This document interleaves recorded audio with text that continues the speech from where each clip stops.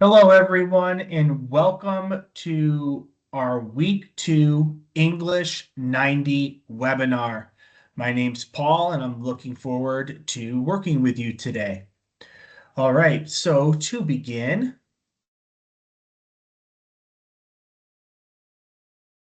we're going to talk a little bit about the reasons that college learners read and some of the differences between reading as a college learner and just reading in general.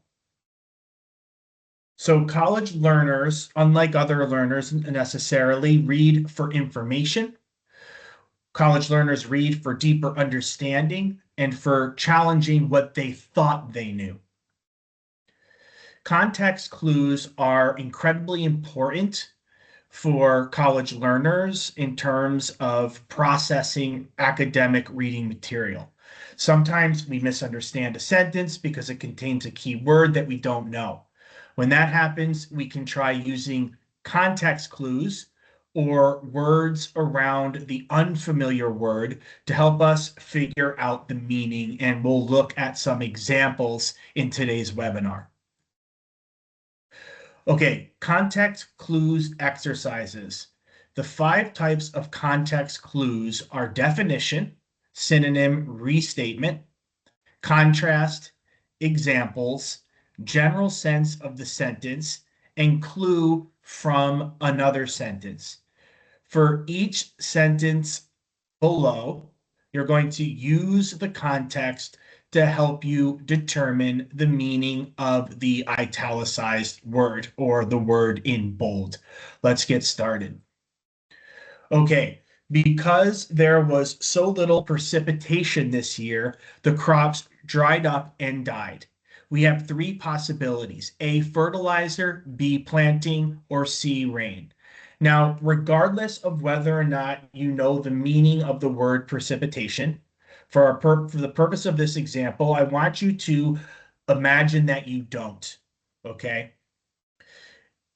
What context clues can we look at within this sentence to help us determine the definition? So here we're told that the crops dried up and died. They dried up and died as a result of there being little precipitation. Okay, so we can ask ourselves, what would cause a crop to dry up and die? And if we look at our 3 options, we know that crops need water, right? We have to give crops water just like we have to water plants. And therefore, we can determine through a context clue, through the language we have here, and looking at the results, what happened to the crops, that the correct answer is C, rain. Let's take a look at another example. One brother is an erudite professor. The other brother, however, has never shown any interest in books or learning. Okay, you can take a moment and pause the recording here to think about this and look over your 3 possible answers. Now, let's take a look at it together. Our first option is old elderly. Our second is well-educated, well-read. Our third is snobbish, stuck up. If we look for a context clue, we see that what we have here is an example of compare and contrast. One brother is an erudite professor. The other brother, however, that language indicates that the brother is not like his sibling. So we're looking for something that what would be the opposite of never showing any interest in books or learning? The opposites of never showing any interest in books or learning would be B, well educated, well read. Let's move on to our next example. At a special ceremony, the police gave the officer a commendation for bravery. Okay, if you want to now, you can pause the recording, look at your answers, and make your selection. Now let's take a look at it together. We know that from our context clues that at a special ceremony, the police chief gave the officer accommodation, whatever that is, for bravery. Bravery, which has a positive connotation to it. So we have an award for an outstanding achievement, an object designed to bring good luck, and a lecture. The only answer here with an obviously positive connotation is an award for outstanding achievement. Bravery is an outstanding achievement. Therefore, we can determine that a commendation is an award for an outstanding achievement, letter A. Okay, now we're going to move on to our next topic, which is fragments and run-ons. Sentence fragments occur when a sentence is incomplete. This usually happens when a dependent clause is written as if it were a complete sentence, but it's missing something, okay, and is not a complete thought. For example, when I pass English, this is an example of a fragment because we don't have a complete thought. When I pass English, what? When I pass English 90, I will matriculate into my program, for example. When I pass English 90, I will treat myself to a bowl of ice cream. Okay, so we need to complete that thought. That's a fragment. Let's take a look now at the definition and an example for a run-on sentence. Run-on sentences occur when independent clauses are combined without proper punctuation or connecting words. All right.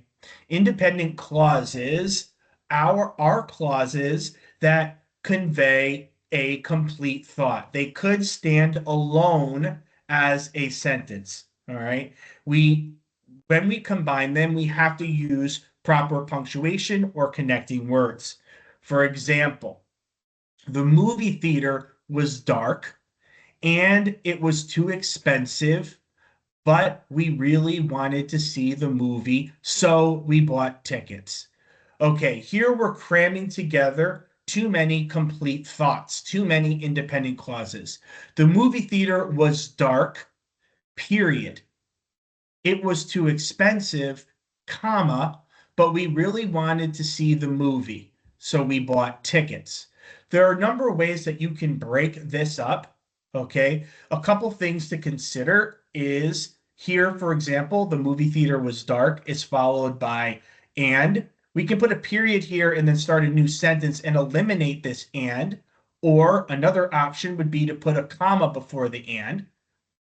Then we would run into the same problem here and need to make another decision. We could have a period and start a new sentence and eliminate our but, for example. We really wanted to see the movie, so comma, so we bought tickets. So it isn't just that there's one correct answer.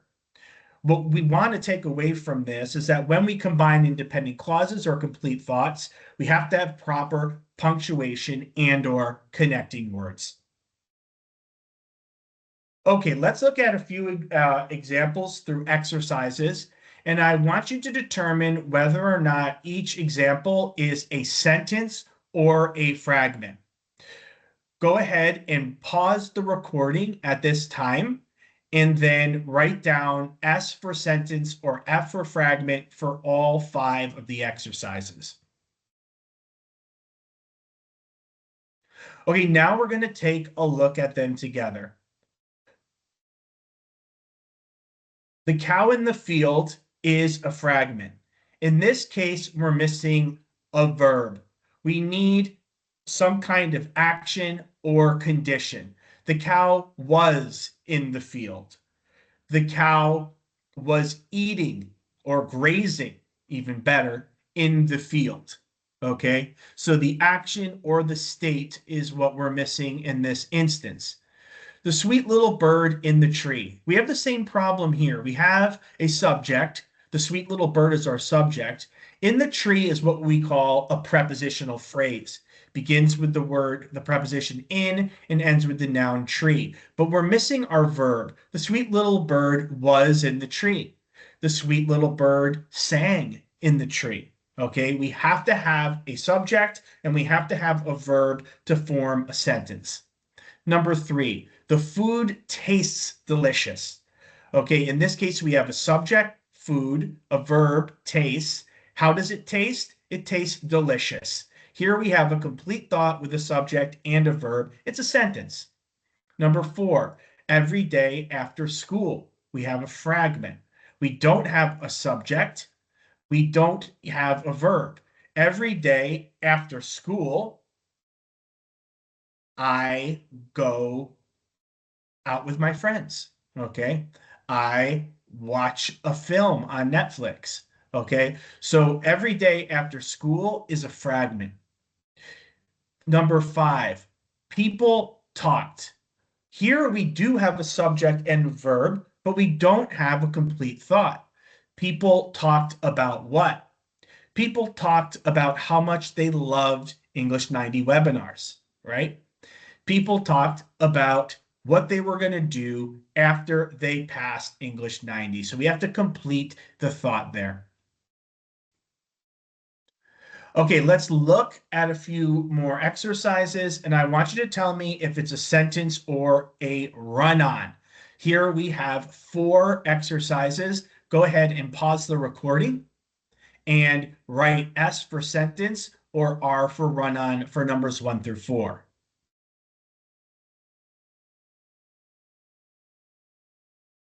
All right, let's take a look at the answers together.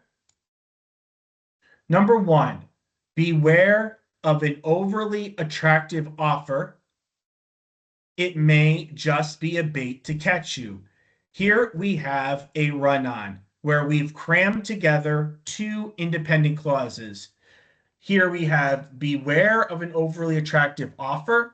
Right here, we're going to need a period, or better yet, in this case, a semicolon, and we're going to talk about those today as well, to separate our 2 independent clauses. I say semicolon as opposed to period here, because when we have 2 independent clauses where the idea is intimately linked, beware of an overly attractive offer. Why?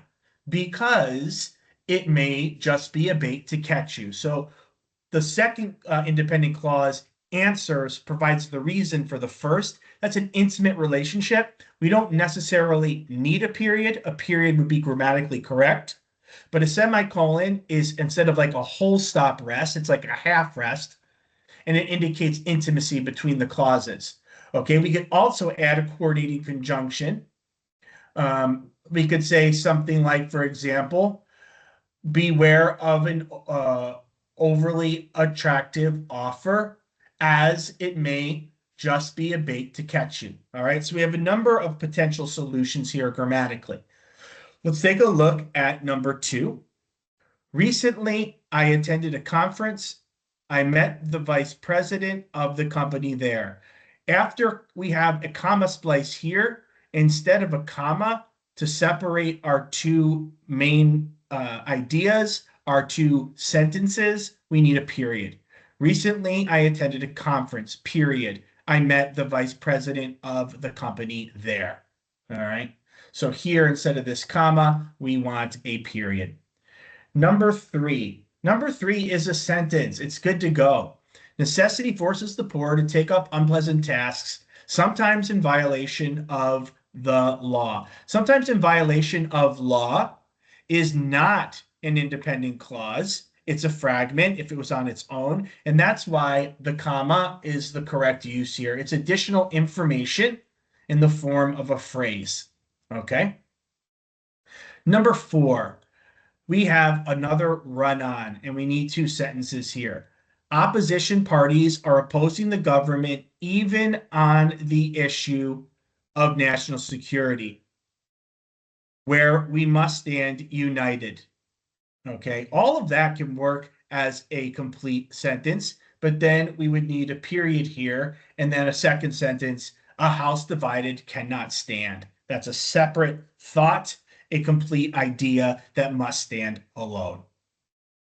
All right, I hope you did well in those. And if you didn't get them all correctly, please don't worry. Remember, that's why we're here, is to look at examples, to discuss the definitions together so that you have the help that you need. And remember too that your quizzes are all open book and that you may print up these slides and have them in front of you. You can also have them on a separate device like a tablet while you are taking the quiz so that they are there to aid and help you with your responses. Okay, now we're going to talk about one of the most famous, or if not infamous, couples in the English language, who and whom. I say that too because when you hear Americans speaking English, we often don't use whom when we should use it, and we'll just use who in almost every situation. It's really important, however, in academic situations, also in professional ones when you're applying for a job and when you're writing, to know the differences between who and whom and to use these words correctly. So, who performs the action of a verb? For example, who sent us this gift? He, okay, subject pronoun, sent us this gift. She sent us this gift. They. So notice that who replaces a subject pronoun, while whom receives the action. We got this gift from whom? You wouldn't say we got this gift from he, we got this gift from she. You would say, you would use your object pronouns. We got this gift from her. We got this gift from him. We got this gift from them. Okay, so whom is going to be substituting for the object pronouns, whereas who is going to be substituted for the subject pronouns. In grammar terms, that makes who a subject and whom an object. When following a preposition, whom is the preferred choice. To whom should we address our thank you note? Okay, there's a novel by Ernest Hemingway, old novel, called For Whom the Bell Tolls. For whom? To whom? Okay, when it's following a preposition, we use whom. All right, let's look at a couple examples. Number one, who received the Academy Award for Best Actress last year? He received the award. She received the award. We received the award. Subject pronouns. She is the actress whom he wanted to receive the Academy Award. He wanted her to receive the award. Her, object pronoun. All right, let's look at some exercises together. Here, what I want you to do is pause the recording, write down, choose who or whom for each exercise, 1 through 5, and then when you're ready, hit play and we will review the answers together.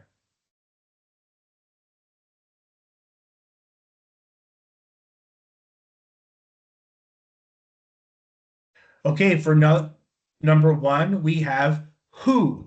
Who wrote this book? He wrote this book. She wrote this book. We wrote this book.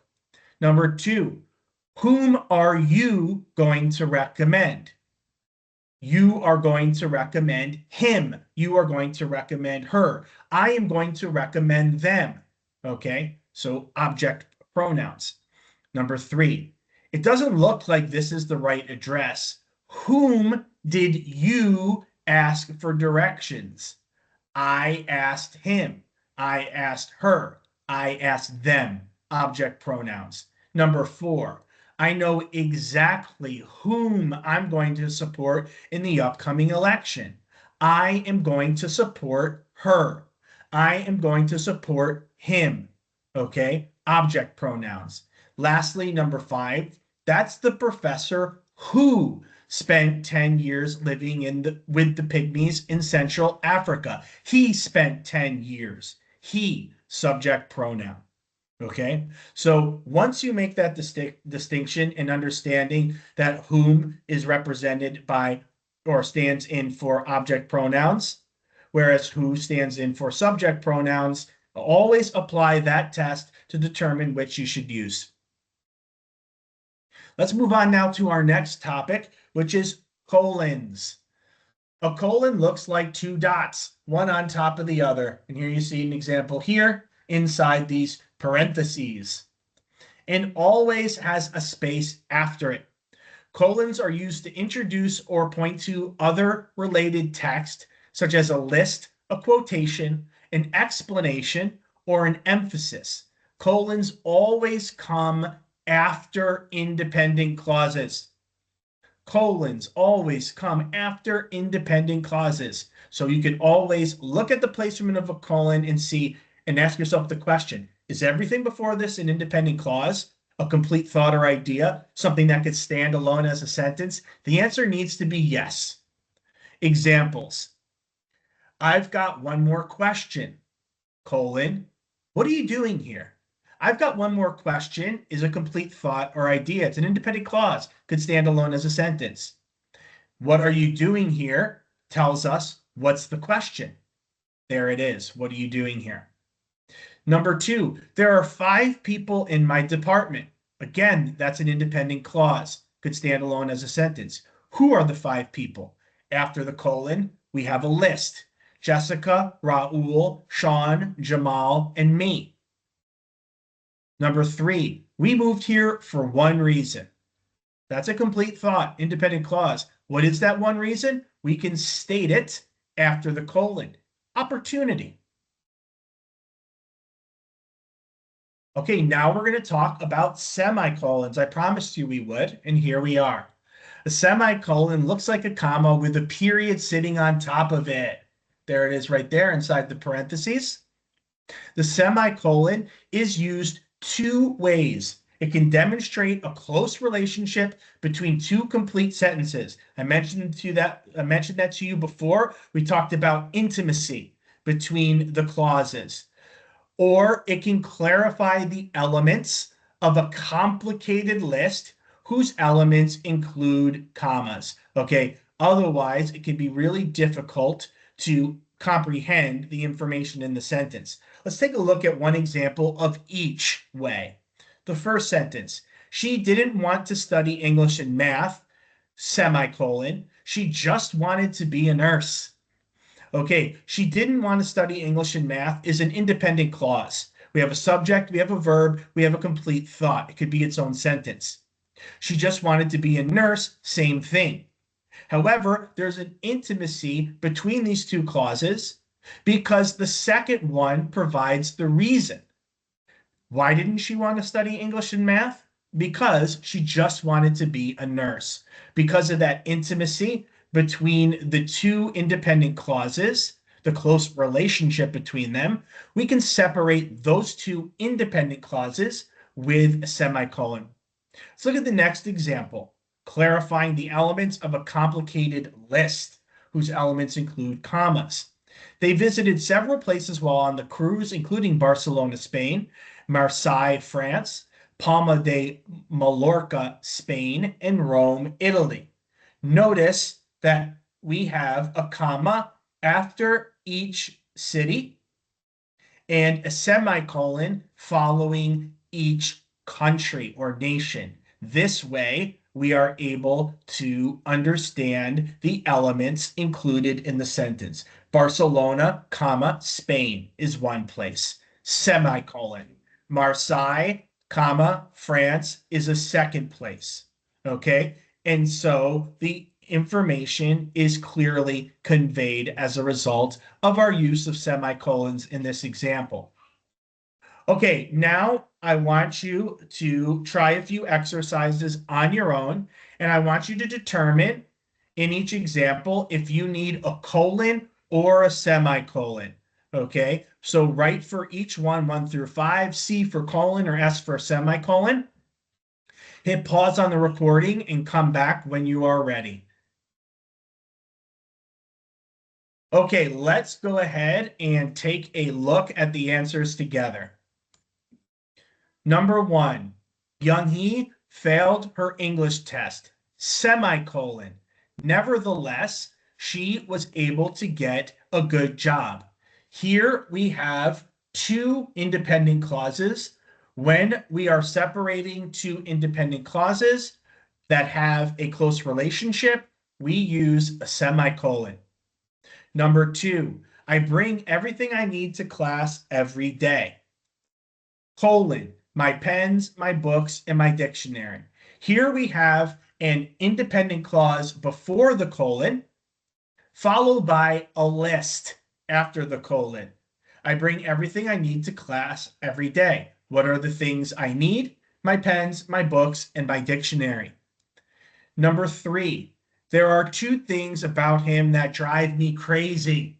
Colon, his music and his cooking. Here we have an independent clause before the colon. This could be its own sentence. And the 2 things are stated following the colon. There are 2 things about him that drive me crazy. What are those 2 things? His music and his cooking. It's really bad. All right. Number 4. This is what I told him. Colon. Buy yourself a bicycle so that you don't have to borrow mine. This is what I told him is an independent thought. Now, what did this person tell him? After the colon, we have the direct quote. We know it's a direct quote because it's in quotation marks. Buy yourself a bicycle so that you don't have to borrow mine. Last one, I had lamb for lunch, semicolon, Bianca had steak. We have 2 independent clauses. We have 2 independent clauses. We don't separate 2 independent clauses with a colon. No, no, no. Just like with number 1, we separate them, especially when they have a close relationship, with a semicolon. Why do these 2 clauses have a close relationship? Because I am describing or stating what I had for lunch and what Bianca had for lunch. I had lamb, she had steak. Okay, the last thing that we want to do to conclude our week 2 webinar is we want to take a look at Canvas. In particular, we want to take a look at this week, and let's go ahead and look at next week as well. I'm going to stop sharing my screen for a moment. Please bear with me.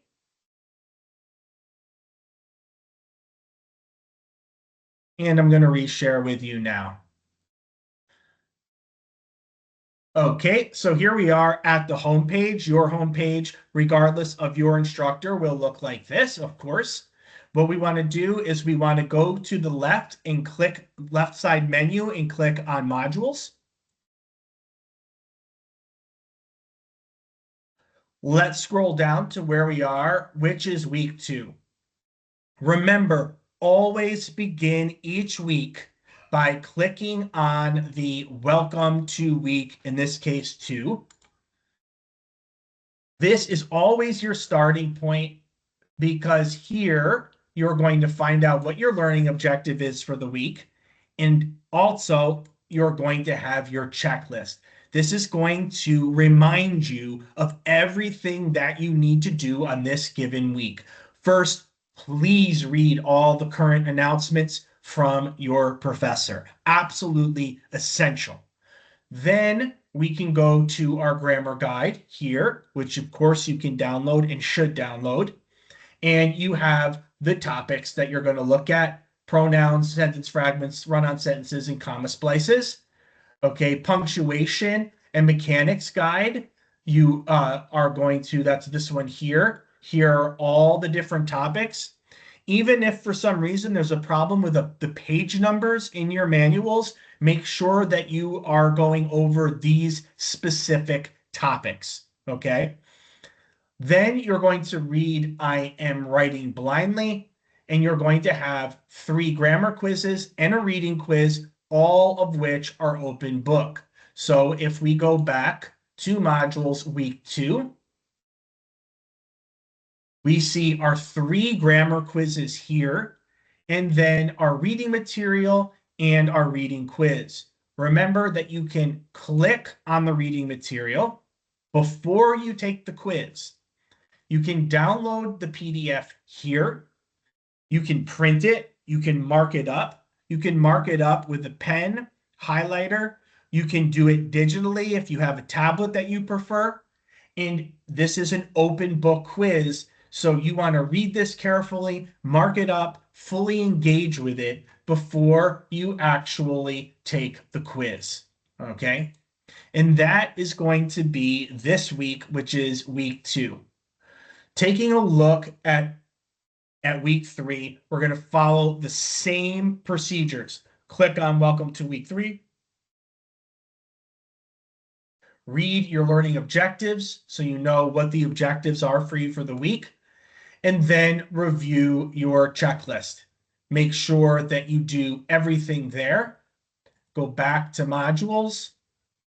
Week 3, you have your 3 grammar quizzes. We're going to look at some examples in next week's webinar on these topics. You have your reading material. Click on it, download it, print it, read it, mark it up, and then you have your reading quiz. Okay, hope this webinar was helpful to you. Be confident, believe in yourself always.